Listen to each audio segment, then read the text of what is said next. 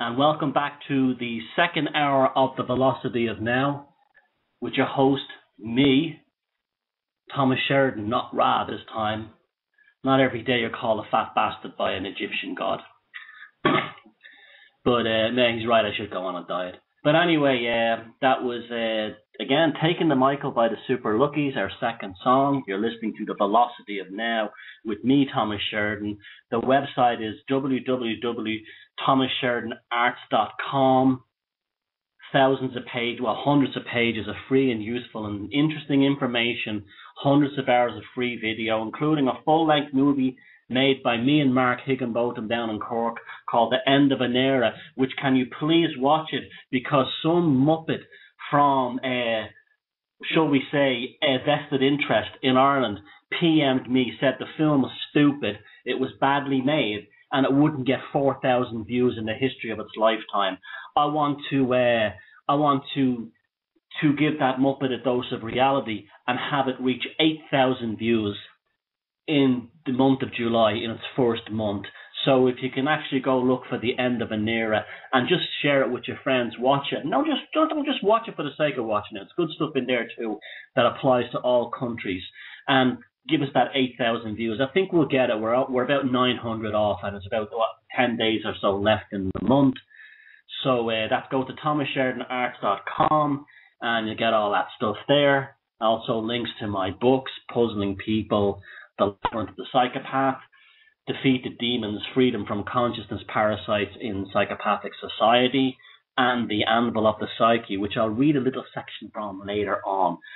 In this second hour, you can call in. Wow, we're really getting professional, aren't we here? Songs queued up, comedy bits, the works. So I told you we're going to be entertained. So it's an international call if you're not in the US, I think.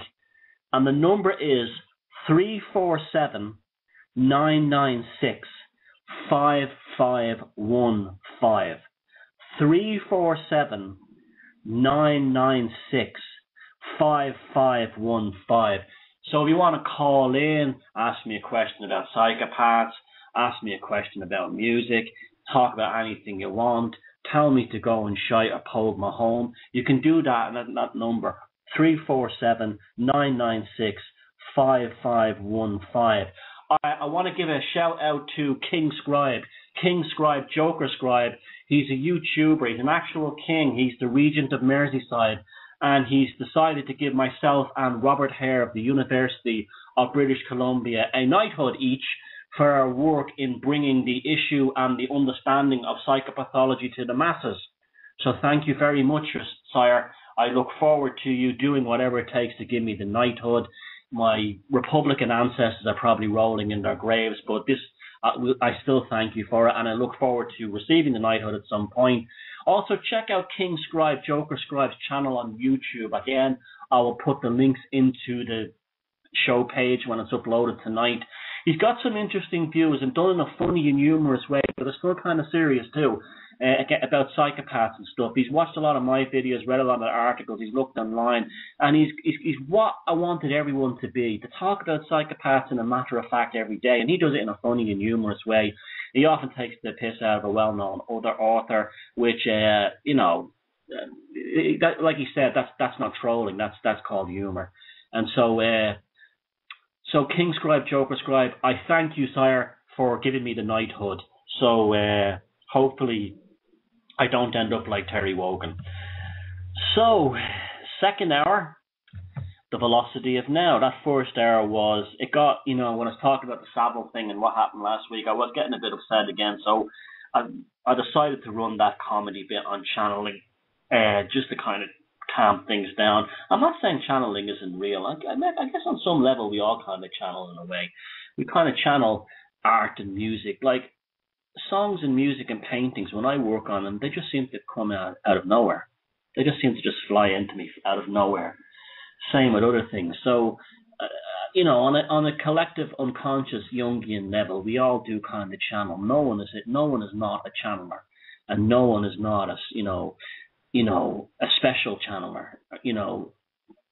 And it's something we all do, and people are all capable of it, and no one has a gift or anything like that for it. It's like saying that only certain people can ride a bicycle. Everyone can ride a bicycle, as long as you have legs. But but yes. So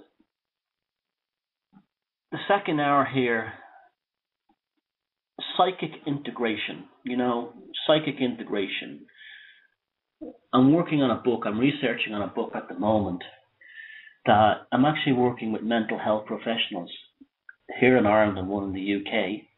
And I'm very excited about this because they've read my book, some of these people, and they've got to know me, and they know I'm not a gobshite. And they know they can have an intelligent conversation with me, and they're helping me do something that I now feel quite strongly about. Is I want to help people overcome the stigma of mental illness and realize that if they're going through a bad period, that maybe the first thing they shouldn't do is run to the psychiatrist or the GP and get loads of psych meds or SSRIs. That they may in fact be having what you want to call a shamanic awakening, an explosion of consciousness, an expansion of consciousness, something like that.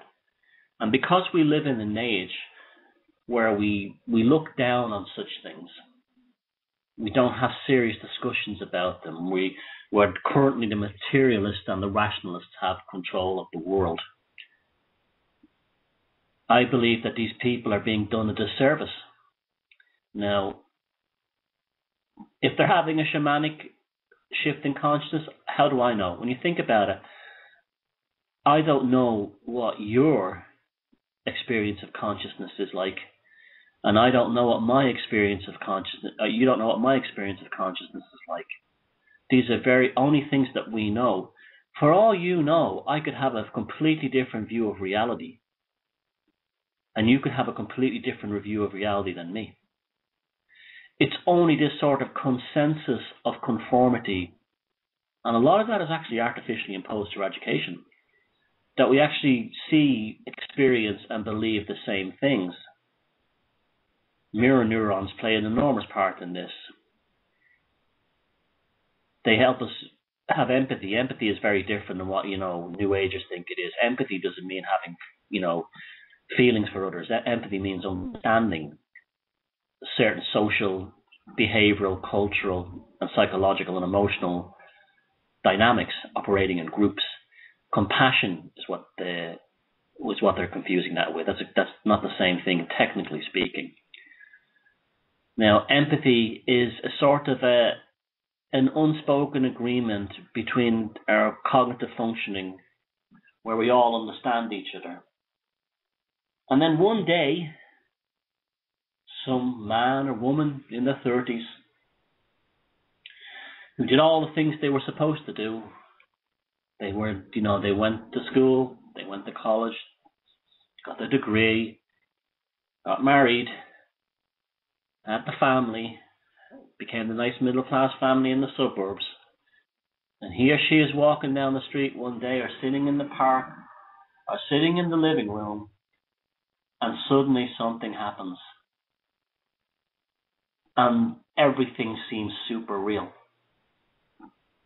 Their whole experience of this 5-cent reality tunes into a much more larger, complex, and initially enthralling dynamic experience.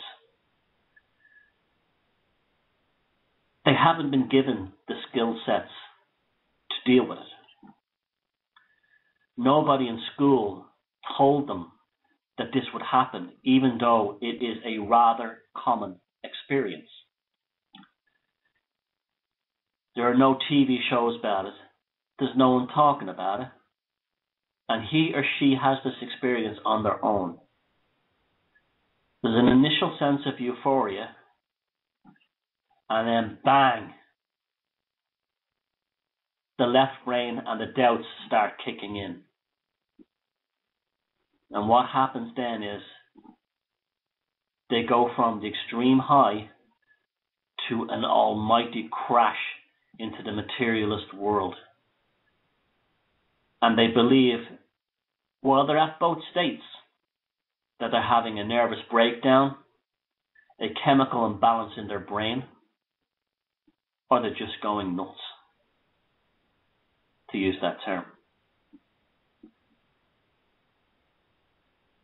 In indigenous cultures, in our ancestors, there would have been shaman, druids, holy men, priestesses, who would have guided this person going through their expansion of consciousness and almost narrowed and helped guide them out the other side.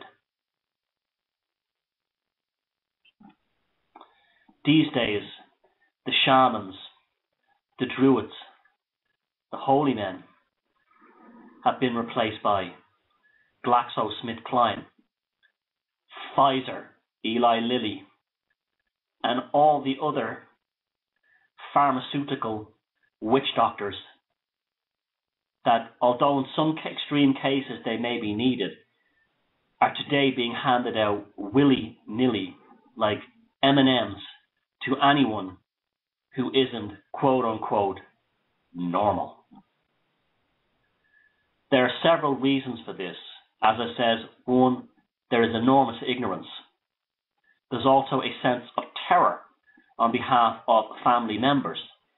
Your husband, the accountant, one day suddenly has an explosion of consciousness. The wife and the kids and the neighbours, they start freaking out. And vice versa. It could happen to the wife. And the husband thinks she's losing it. Because nobody in the West has been educated to deal with this. Because these states are not negotiable to the psychopathic control grid.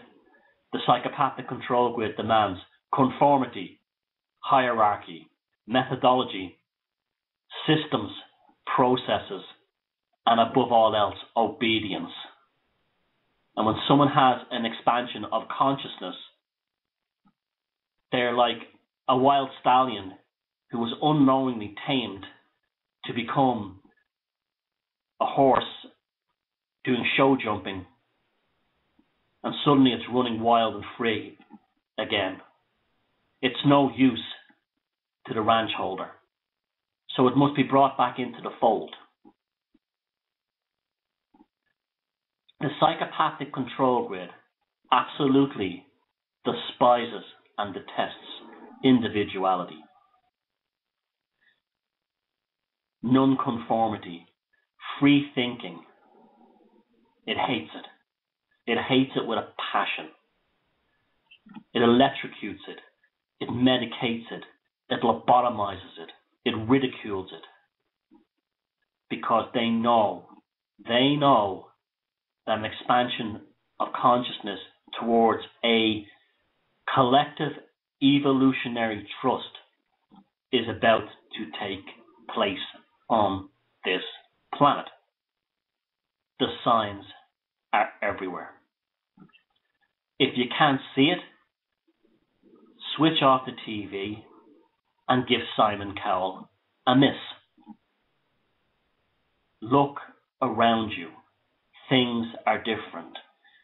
Lots of people no longer believe in the system.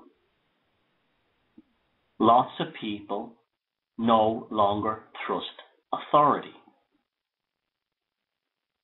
But they do not have the toolkits, both spiritual, psychological, and also intellectual, to help get them through this.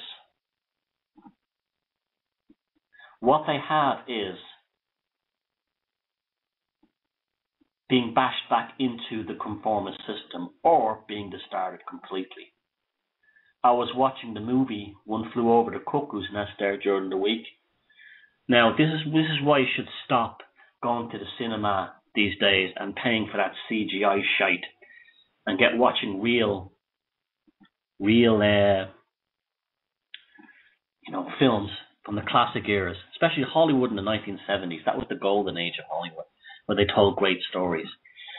One Flew Over the Cuckoo's Nest is a prime example of that. This guy called McMurphy goes put in prison for statutory rape. He ends up in the psychiatric clinic, and there this is a guy, because he's been in prison, knows what a psychopath is. Because he's not a psychopath, but he's aware of psychopathic behavior. And he immediately spots it in Nurse Ratched, the nurse who's monitoring and in charge of the ward, who rules her ward with an iron fist. And McMurphy, brilliantly played by Jack Nicholson, from the first sort of group therapy meeting, is aware that she's messing with the patient's heads. She's playing games with them, and she's being particularly manipulative of a young autistic boy called Billy, using the fear of his mother against him. Now, McMurphy is instantly seen as the most dangerous thing in that hospital because he's aware he cannot be bought, he cannot be broken, and he's also aware that the other patients are not necessarily insane. They just need individual understanding, individual help, and also just an acknowledgement of their own humanity. This begins with him teaching or trying to coach the chief, the 7-foot-tall Indian chief, the narrator of the original book, by the way, of One Flew Over the Cuckoo's Nest. The book is even better than the movie, if you can believe it. He teaches the chief how to play basketball. And he does this individually with them, and suddenly he's getting results from these men on this ward that Nurse Ratched and the psychiatrists can't control. He's getting results without medication and electroconvulsive therapy. The others are not. And this is why, when the psychiatrists are having a talk about him, they declare him extremely dangerous. Not because he's the best thing that ever happened to these men since they entered the institution, but by simply because he's undermining their authority. Now, last year, the American Medical Association was trashed in a report that showed that psychiatrists, for some reason, of all academics, are the most conformist of any academic in any profession, which is kind of amazing because psychiatry has no empirical standards to judge it by. Psychiatry is about as fraudulent and fruitcake a profession in terms of what it believes initially as any paranormal woo. It's people who believe that the shape-shifting reptilians run the world have more evidence in their favor than the American Psychiatric Association has in terms of their arsenal to prove anything they have. The fundamental belief that all neurological, psychological disorders are caused by chemical imbalances in the brain has never, ever been proven. Empirically, scientifically, or any other way. It's only been proven on the balance sheet and the profit margins of Pfizer, Eli Lilly, and GlaxoSmithKline. That's just proof. Profits. And it was shown that psychiatrists are incredibly narrow-minded. So if somebody walks into their office and says, "Doctor, I no longer believe, my wife has told me to go here because I've started to look at conspiracy and truther sites, and I don't believe that children should be given 24 vaccines when they're born." When the psychiatrist hears this, the first thing he thinks is, this is someone who's mentally ill. Because a psychiatrist wouldn't have the ability to understand nonconformist thinking. And that's why we need our shamans.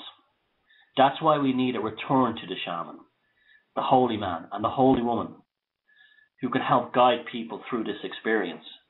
Now, when I wrote my book, Puzzling People, The Labyrinth of the Psychopath, my idea was to get people through psychopathic abuse situations in terms of the aftermath affecting them through post-traumatic stress disorder.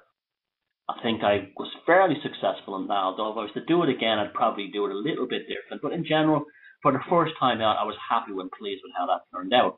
And judging by the amount of people who bought that book and how famous, if you can call me famous, it's made me, there's an element of truth to it. So my next book project will be the same kind of thing in terms of the shamanic awakening. And I'll be revealing more of this as it goes along. And not just the shamanic awakening, folks, the political awakening too. That's why we need people to help, not just me, but all of us, to help families understand that if your husband starts suddenly believing conspiracy sites, he's not a lunatic. In fact, he might be on the path finally to sanity. If someone suddenly has a Reginald Parent type event in their lives, anyone who's seen that fantastic British sitcom from the 60s, Reginald Parent, that this person is not mad, this person is actually becoming sane. So I believe we have our second caller on the line in the history of the show. So if you want to send that through, Steve. Hello? Hello. Hi, Thomas. This is Casey in Mesa, Arizona. Hey, Casey, nice to meet you. Mesa, Arizona. Nice to meet you. Yes. How's the weather out there? Boiling hot? It is 78% humidity and 85 degrees. So, yeah, it's a pretty monsoony type weather. So what's on your mind, Hey, I was, thank you for your show, and I watched your documentary, and I enjoyed it very much, and I want to thank you for the knowledge that you've presented for past couple years or so, and, I just wanted to say thanks. Also, I had a question about music, real quickly. I just wanted to know what your opinion was on Frank Zappa.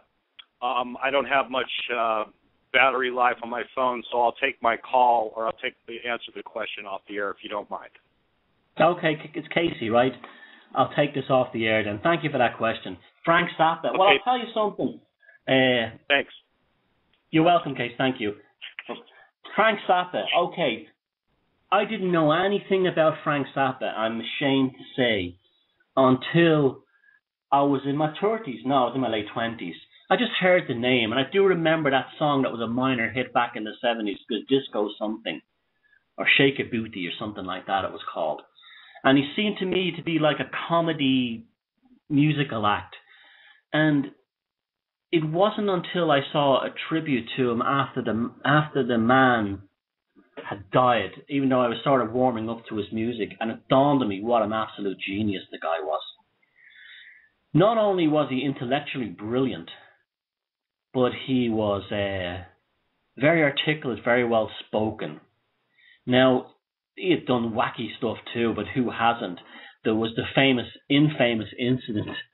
I know a girl who was actually at this concert at Stony Brook University out in Long Island, where while Frank Zappa was probably, having a sort of a chemical excursion, he took a dump on the stage.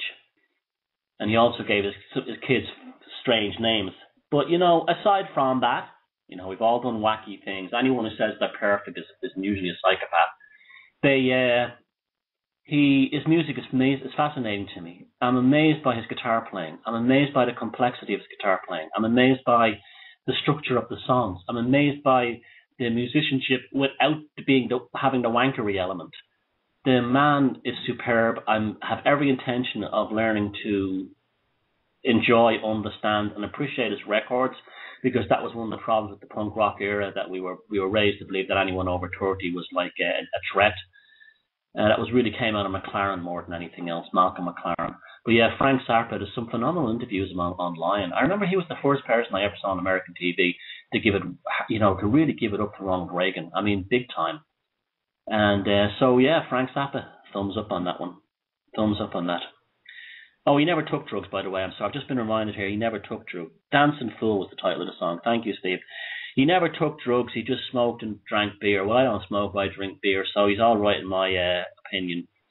You often wonder, too, if that thing that happened at Stony Brook University was in it. You don't know if he was being attacked or something.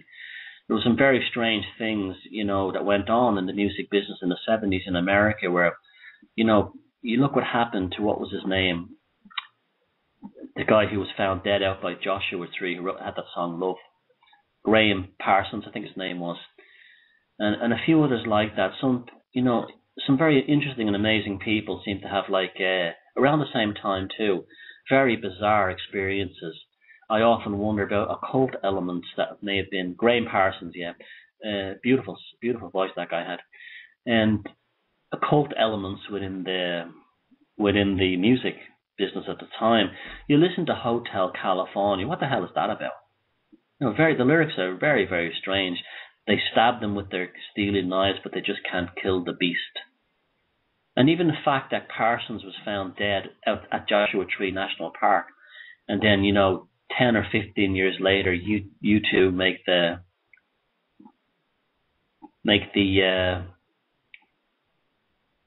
album The Joshua Tree, which becomes the album that makes them really famous. I've got some interesting stories about you two. I might tell them at some time, but so Frank Zappa, you're definitely someone I come to respect, and I want to respect him some more. But as I said, that I was raised to believe he was just a burnt out hippie, and anyone over 30 you couldn't trust. But it was Malcolm McLaren, the infamous guy who invented the Sex Pistols when he didn't really know what he was doing. It just happened by chance, who came up with that whole concept. Yeah, the music industry, this is one of the reasons I'm glad I'm getting callers, because it can actually spins me off in other ways. I've had some experiences in the music business as well that were quite strange. I've told the story before, but I was in when I first arrived in New York, I was in a band called the Children's Zoo, who were quite fairly well known in New York at that time, but I was in a previous band to that called Last Call. It lasted a very short time. And I was with a guy called Eddie, and he was a Chinese-American guy, and he had this idea that he'd somehow, through someone, he'd been found out that we had a band going, and we had like a couple of good-looking girls in the band, a drummer, myself, and him playing guitars, doing vocals. And so they wanted to see us. And the meeting was very strange. It was 4 o'clock in the morning, 4 o'clock in the morning, in a speakeasy in Alphabet City in the Lower East Side of Manhattan, which is a kind of a spooky place. There was back then. I don't know what it's like now. And we got to meet this woman in this very dark kind of place. And she basically said to us, heavy metal is going to be the big thing next year. Get yourself a perm. Get some tight trousers. Play some commercial metal. And I'll have you playing the Garden within a year. Now, we had no interest in that, being both punks, and we walked away from that thinking it was a joke, because we thought heavy metal was kind of, you think with Black Sabbath. No, I like metal too, Judas Priest, that kind of thing. And I also liked the new wave of British heavy metal bands that were around, like Saxon and Motorhead, and all those bands from that era, in that kind of post-punk metal era, which is what the music that really appealed to me after punk ended. And sure enough, a year later, we had Poison, Motley Crue, and everyone else playing Madison Square Gardens.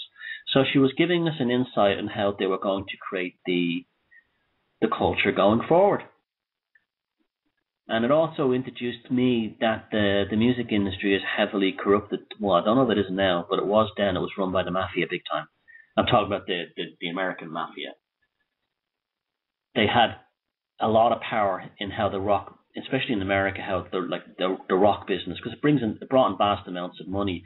If you read the Led Zeppelin biography, The Hammer of the Gods, you get those impressions of them, how their manager, I think their manager was called Peter Green or something, his name was. Maybe Steve will know. And he literally had to hire gangsters and stuff so they would get paid. Peter Grant, yeah, thank you, Steve. Peter Grant, they'd have to hire gangsters and stuff, and literally to get money, to get paid for gigs, and they only would take money in cash. And a lot of the sort of rock legends come out of this thing of trying to get rid of the mafia out of the music business. The famous story of Van Halen and the blue M&Ms, that's actually true, but there's actually a genius and brilliant reason why they did that. What they used to do was they were the first band to bring out what would you have a kind of a professional list of, almost like a list of demands that had to be met by the promoter. Otherwise, the promoter didn't get paid. And they would say, because one of their roadies had been electrocuted, and they would have a list of things like the lighting must be secure, there must be so many fire exits in the hall, there must be X amount of security guards per personnel, the loading bays must be accessible, blah, blah, blah, and so on, like all permits must be signed for. And at the end of this list of demands, they would say, a bowl of M&Ms in the dressing room with the blue M&Ms removed. And so if they arrived at the gig and the management saw that there was a bowl of blue M&Ms, on the table, he knew that the promoters and the organizers had read the entire, provisional document on the business contract for this show going ahead. And if he didn't, they would make sure he would do it, but it would also protect them legally in case something happened. So the music business is very funny. A lot of things happen that you don't know about until you get into it. And I only got on the small level, but it was enough for me to see even at the small level how there are amazing people in the music business and wonderful small record companies run by people who truly love music. But there's also anything else that has money. There's a fair few psychopaths, and they're dark. These are the kind of the dark kind of psychopaths, the ones who are interested in the occult arts and extreme sexuality, perversions, and really deep things. And they're very intense people to deal with, and they're only interested in using you for money and for what they can get out of you. I can remember when I was in the music business, they always seemed to have a suit and a ponytail. I don't know what that was about, but they looked like a horse's arse sticking out on top of an Armani suit, holding one of those old-fashioned, big, huge cell telephones, the American-style fat telephones. It had a battery, and that was nearly as big as a car battery. But that was my memory of them. And speaking of the music business, we're going to have our third and final song. And remember, you can call in after this song, 347-996-5515. And just like Casey did, we can have a chat about something, ask me a question. But this is the last song from the evening, and it's Miss Lucy and Away, the song of the sheep.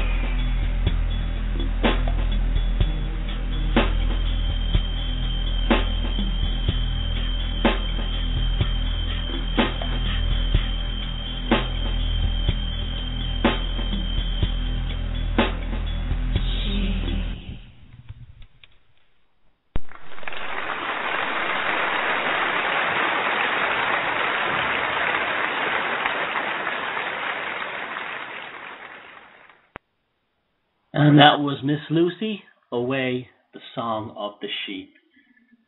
Another wonderful song. I'm just amazed and honoured that people, bands, singers, and remember these segments are also open to poets and comics. Once you have a good, or even when somebody wants to, I don't know, give a little bit of philosophy out, if you can professionally record it, make it interesting, and do it in 5 minutes, or under 5 minutes, I'll be only too happy to get it on the show if we can. I start a thread on my Facebook page, usually on Wednesdays or Thursdays, and I ask people to contribute songs. You must be unsigned or an independent band. Your own material, your own original material. You must have decent quality recording, either a good studio recording or a very good live recording would be great. There's no problem with that too. And all I demand is that it's done from the heart. So I don't care what genre it is or what style it is. It's open to everyone: punk, metal, hip hop, goth, electronic, dance, anything you want. So I hope more people will get involved because the numbers are great. We're getting, thousands listening to the show now. You'll be immortalized forever on YouTube and on my webpage, where I will list the 3 bands who gave the music here tonight, and people can go follow the links and explore the rest of this wonderful music by these very generous artists who've allowed me the privilege of introducing their music to so many people, because it makes me feel wonderful too. And speaking of music, I want to read a section from my last book, The Anvil of the Psyche, dealing with music. And it's called Music, the Most Powerful Magic. Science, and in particular Darwinian evolution, still cannot explain why music has such a powerful effect upon human emotions, or why exposure to the sound of music generates real effects upon our physiology, which can be clearly observed and quantified. Listening to music raises the pulse rate, alters our respiratory functioning, can dilate the pupils, as well as cause visible effects on our skin, and even increase muscle tone. Human leg muscles before a rock concert become tensed up, similar to that of an athlete about to take part in an event, or a soldier on the cusp of battle.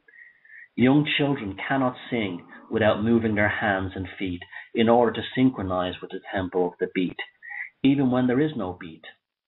Yet music is a human idea and not part of any natural state. Music is something that we have invented and which has impacted so remarkably upon the human condition. More profoundly, music also assists in human memory functioning. We can more easily record the words of the songs than we can remember the passages from a book which you may have read in the recent past. This is why advertisers go to great lengths to create the right jingle to sell a product. This has now crossed over into politics, as was demonstrated by the rather unnerving but highly effective Obama 2008 election advertisement, which showed school children singing what was essentially a hymn to the future president, The repetitive use of chanting Obama, Obama, Obama was an important aspect of conditioning the population to accept the surname, which, from an American historical perspective, wasn't very apple pie. You actually have to give credit to the Obama 2008 election committee for the sheer brilliance of the campaign. It literally spellbound not only the American voter, but the entire planet. The message of the TV commercial set to the singing school children was simple and it was clear. If you were against Obama as president, you were against children and all that is good in this world. This is absolutely magic, in the true definition of the word, and brilliantly effective in bringing about change. No coincidence that term was employed by Obama's spin doctors. The fact that the Republican running mate was a warmongering lunatic probably also played a huge part in helping to get Obama into the White House. Nonetheless, the Obama 2008 election campaign was a masterclass in how the lords of perception caused change within people's minds, which is why Obama also surrounded himself with musicians and pop stars. The inauguration was more akin to a rock concert than a political event in how it was staged. Nobody cared about Obama's policies. He had Bono and Bruce Springsteen singing for him. That was enough for now. This was worship. This was idol worship, straight out of Babylon. In pre-literate societies, music was used as a tool for storing the traditions of the culture in the collective memory of the tribe. Songs and sonnets are far more effective than prose, as they are more acutely remembered. The reason for this is very significant to much of my own work into culture and consciousness, in that both the music and lyrics of a song are retained and processed within both the right and left hemispheres of the human brain. In their 2006 study, the team of Brown, Martinez, and Parsons showed that both the lyrics and melodies of a song created activation within the primary motor cortex, which corresponds to human body movements, the supplementary motor area, which is called the monkey brain, which is associated with arm and leg movements, Broca's area, which is uniquely involved with things like language comprehension, the basal ganglia, which controls the integration of eye movements with location in virtual space, the thalamus, which is the regulation of consciousness, sleep, and alertness, and the cerebellum, which regulates motor control, fear and pleasure responses, attention, and language. This makes the musician, songwriter, and performer potentially the most potent of all the magi. As I've previously mentioned, the political and commercial elite pay very careful attention to what musical trends develop and how they affect the population. This idea is hardly new. In Republic, Plato quotes Socrates, and therefore, I said, Glaucon, musical training is a more potent instrument than any other, because rhythm and harmony find their way into the inward places of the soul, imparting grace and making the soul of him who is rightly educated graceful. And that was a section from my last book, The Anvil of the Psyche. And you see how powerful music is, because these things affect our neurology. And they've always known this stuff, and this is why they want to control and have to control popular culture. But like I was saying about the comedy and the satire, music is a good way of doing it too. Even though we don't have a music industry as such anymore, not like it was up until the 90s, where we had record labels and bands were released and distributed, and unsigned bands got signed. That doesn't really happen like that in this age. I can honestly say there is more of a purity, a decency, and an honesty in music today. The music I played on my show wasn't written with the drive of getting into the top 30, although we all hope that all the singers in all these bands do make money from their creative expressions, do make money from that art. But that was not the impetus. The impetus was to develop a creative intention which other people would appreciate in tandem with the creative objectives, intention, manifestation of the bands and the singers. And you can tell that. You can feel that energy coming through. It doesn't matter what kind of music it is. You can tell when someone is faking it. You can tell when someone's giving you a fake musical orgasm. I can always see that in these awful shows, these X Factor and American Idol shows. There's no, they do all this kind of thing. Yeah, baby. All that kind of crap, right? The reason why they do that is the same thing as like a woman lying on her back trying to pretend she's having an orgasm, going, yeah, and she's not really. What she's really saying is, get off, you bastard. That's what she's really saying. It's the same thing with this music. They're going, woo, baby. Some guys never, he's only spouting pubic hairs and he's going, I want to love you for the rest of my life. All this crap, right? And all that, all started in America with a horrible show. I think it was called Star Search back in the 80s and 90s. All this like warbling and all this crap. That's to compensate for the fakery. That is the fake musical orgasm. Because you can put a simple melody together that has nothing more than a melody and minimal instrumentation, and that can echo through the centuries without having to embellish or tart it up with fake musical orgasms. You look at a song, I think a simple pop song, like Yesterday by the Beatles.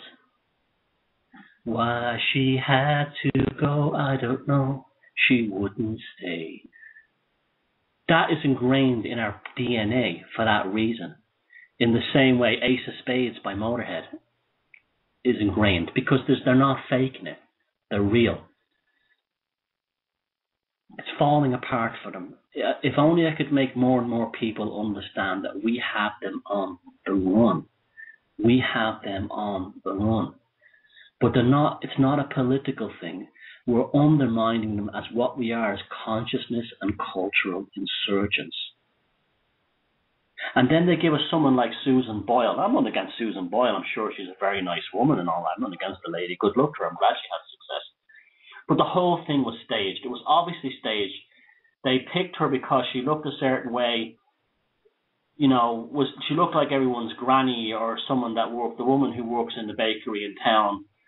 And she was put up there to deliberately talk down to Simon Cowell and to create this notion that, the ordinary folks can get through.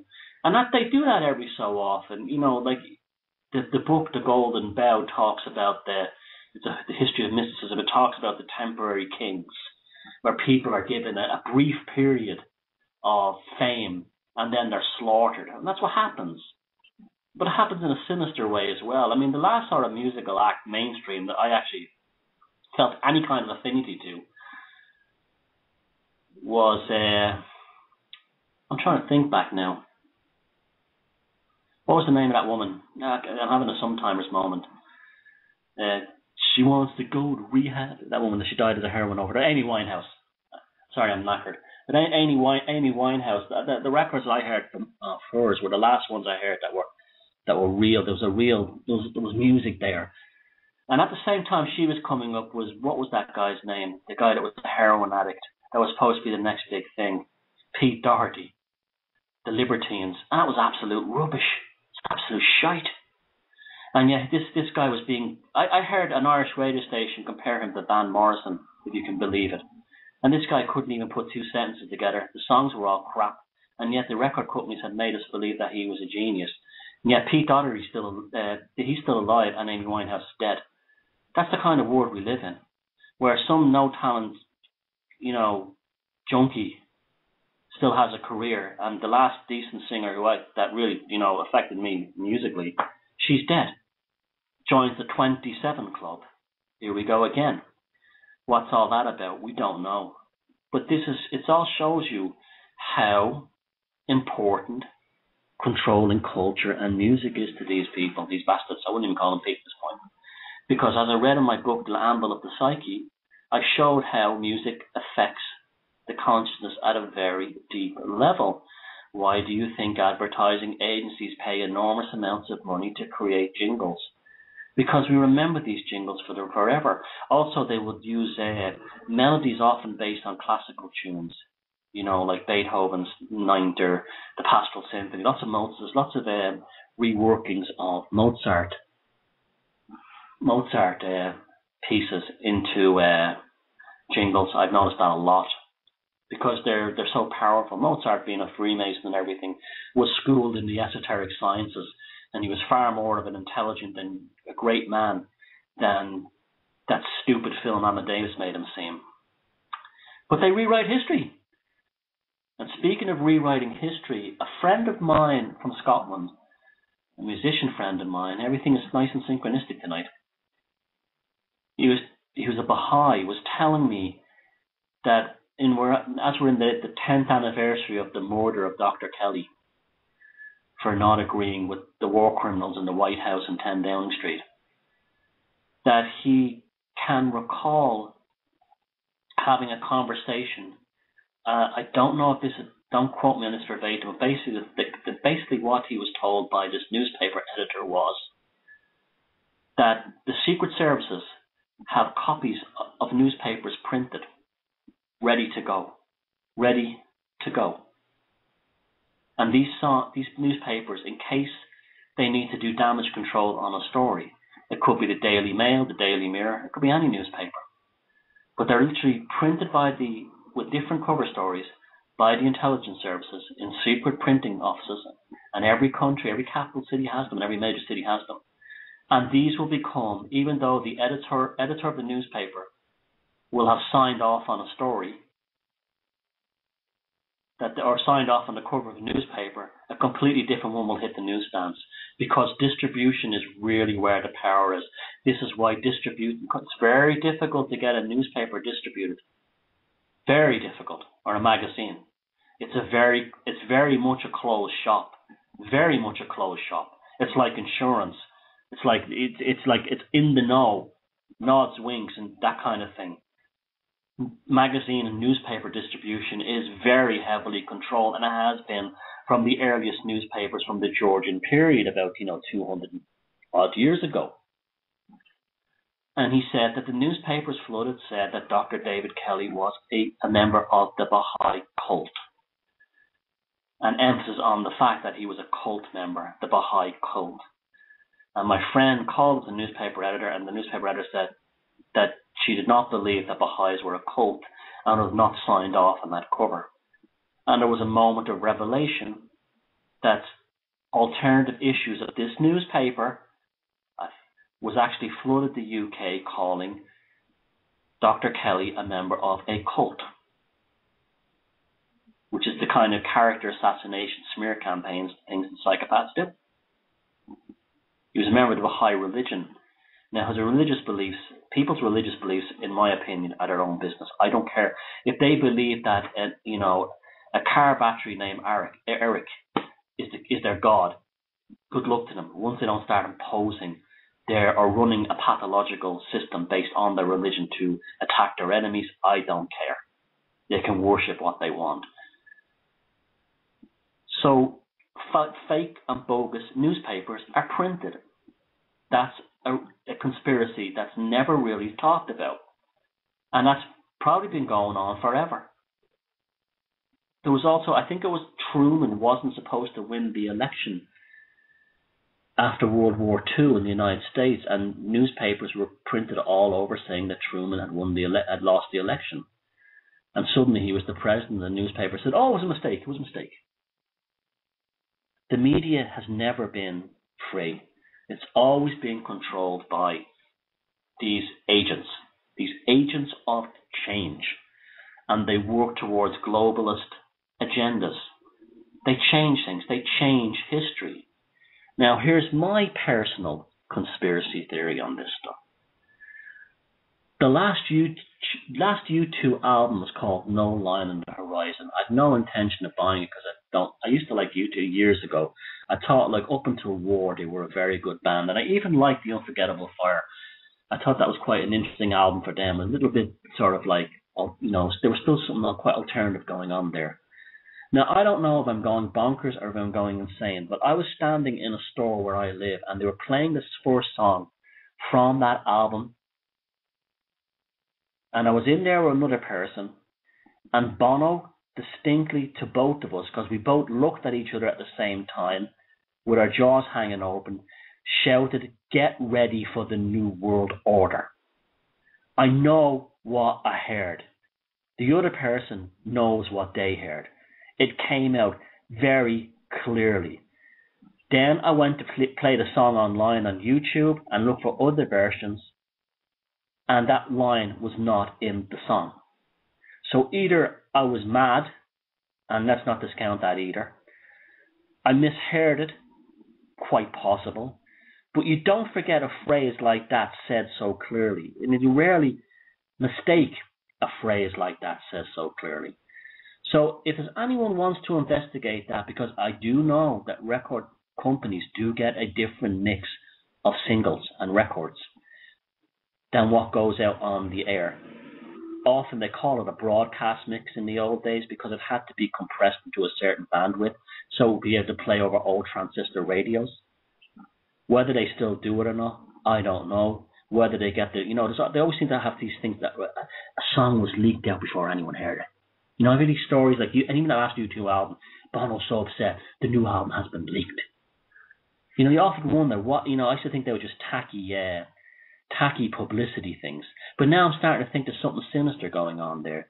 That lyrics are changed in songs that you initially hear on the radio, but then they're hidden forever. So maybe we'll do an investigation into this and in later shows talk about this, because the music industry is fundamental to a lot of this stuff. And I just read you the section from a book on White. And you just heard that beautiful music that was played for those 3 acts. And you know why. Because they were all emotionally very beautiful. They could be appreciated with anyone with a heart. Intuition. That's the one. That's the key to everything. Intuition. Always go with your intuition. Do never doubt it. It'll never set you wrong. If you've done a thing in your life that you were never supposed to do, and it worked out terribly, you went against your intuition, you entered a relationship where initially you were like, something not right with this person. The super luckies for the wonderful music tonight. You go to my website, thomassheridanarts.com. Again, if you want to support me, it'd be great if you could buy the books. If you can send me a donation, that'd be fantastic as well. Even no matter how small it is, I want to thank the people who sent me a few quid already. So anything you could help out there would be great. Please support the bands that I played. Get the word out. Read books that I mention. Explore, question things, and question yourself. Question everybody and everything. At Type 1 Radio for doing a masterful job tonight with the production. It was absolutely great. And hopefully this heat wave will pass and we'll be able to get a decent night's sleep, although we'll probably be complaining about the weather. And I will see you this time next week between 7 and 9 GMT on the Velocity of Now. This is Thomas Sheridan. And remember, feck 'em if they can't take a joke.